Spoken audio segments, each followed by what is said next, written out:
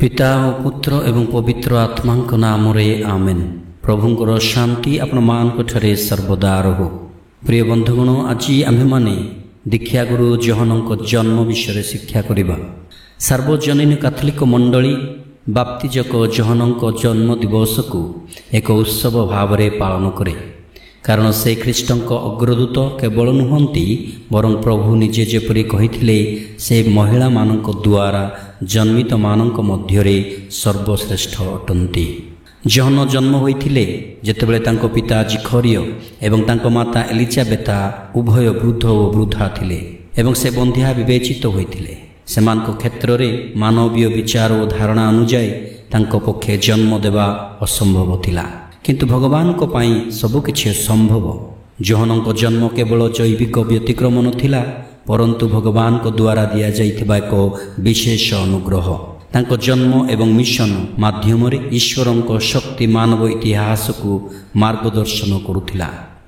आमे उक्त विषय रे अवगत हेउ जेतेबेले मरियम को दूतंक द्वारा वार्ता आसीथिला एवं देख तुमर संपर्किया एलिजाबेथा तांको वृद्धावस्था मध्य गर्भवती होइछंती एवं एहा हेउछि षष्ठ मास जहां बंधिया बोली कुहा जाउथिला, कारण परमेश्वर ठारे किछि असंभव हेबो नाही। सही अनुजाई जोहनक जन्मदिन प्रभुंक जन्मदिनर 6 मास पूर्वरु मंडली रे पालन करा जाय।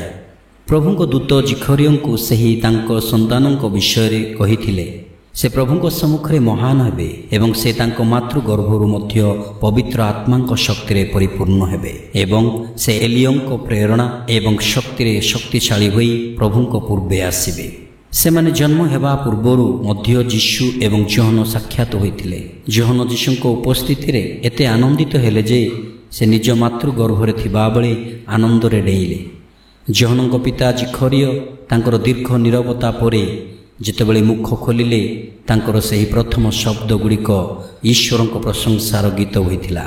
जिखरिय ईश्वरंकर जड़े व्यक्ति थिले एवं दीर्घ समय धरी नीरव रहिबा परे प्रथम सुजोग रे से तांको मनरे जहा थिला ताहा कहिथिले। आमे तांको स्थान रे थिले कोन कहिथिबा पुणी से पिलाटी को मध्य कहिला, तुमे सर्वपरिस्थ परमेश्वरंकर भविष्यत वक्ता बोली कुहाजिबो।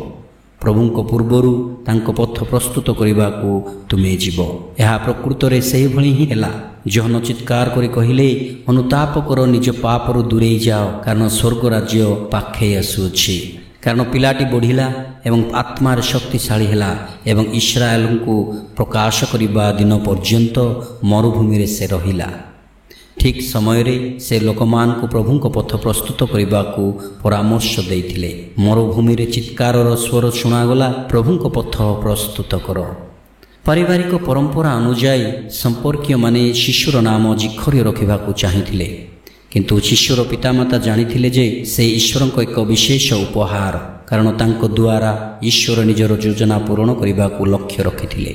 जोहन इस्राएल भविष्यत वक्ता मानक वंश अनुसरण कले एवं जीशुंक पाई पथ प्रस्तुत करने सहित निजको सही कर्म पाई वृत्ति कले। तेणु सेमाने तांकु जोहन बोली डाकंती, जेपरि दूत सेमानकु कहिथिले।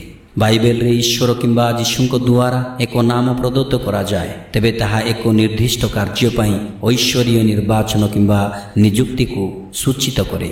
अब्राहम, इस्राएल एवं साधु पितर यार उदाहरण अटंती। जेतेबेले पिलाटीर नाम जोहन रखागला, संगे संगे जिखरियंक मुक्ता उभेईगला, जहा दूतंक वार्तार सत्यतार संकेत थिला। परमेश्वरक उपस्थिति रे मनुष्यर वास्तवता नीरव रहिबा और मन हृदय दुई श्रवण करिबा उचित एवं समस्त आपत्ति और अभियोग परित्याग करिबा उचित। जिखरिय कहिबारे असमर्थता एक संकेत थिला जे ईश्वरक शक्ति कार्य साधक और अव्याहत।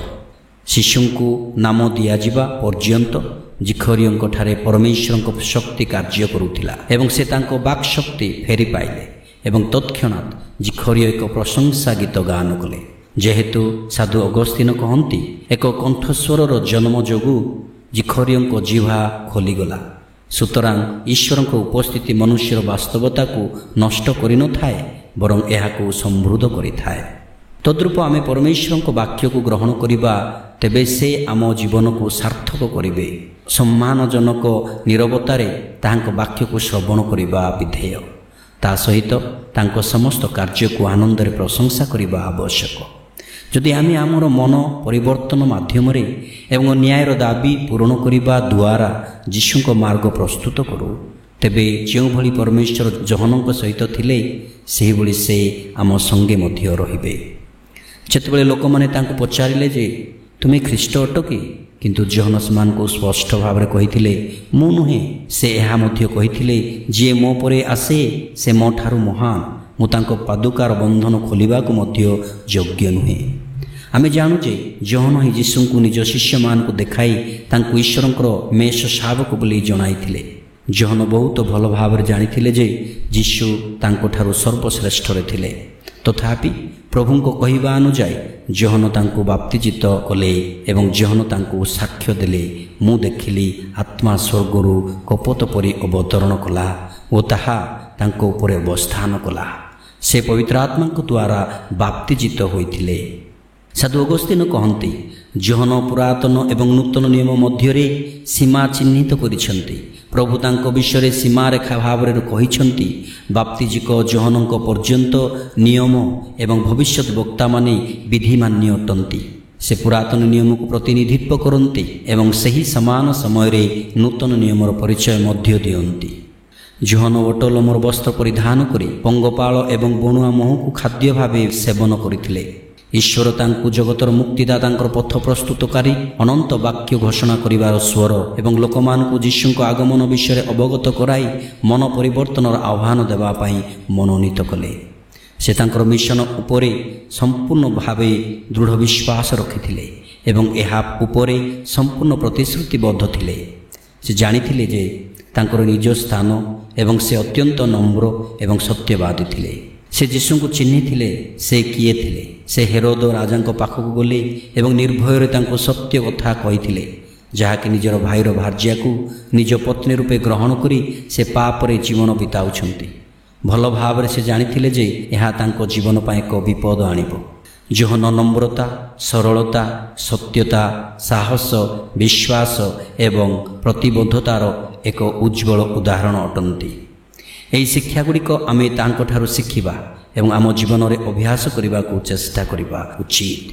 ଯଦି ଆମେ ଖ୍ରୀଷ୍ଟଙ୍କ ସହ ଯୋଗାଯୋଗରେ ରହିବାକୁ ଚାହୁଁ, ତେବେ ପ୍ରଭୁଙ୍କ ମାର୍ଗ ପ୍ରସ୍ତୁତ କରିବା, ତାଙ୍କ ପଥକୁ ସଳଖ କରିବା ପାଇଁ ଜହନଙ୍କ ପରାମର୍ଶକୁ ଆମେ ସର୍ବଦା ଧ୍ୟାନ ଦେବା ଉଚିତ। ପ୍ରଭୁ ଆମ ସମସ୍ତଙ୍କୁ ଆଶୀର୍ବାଦ କରନ୍ତୁ। ଧନ୍ୟବାଦ।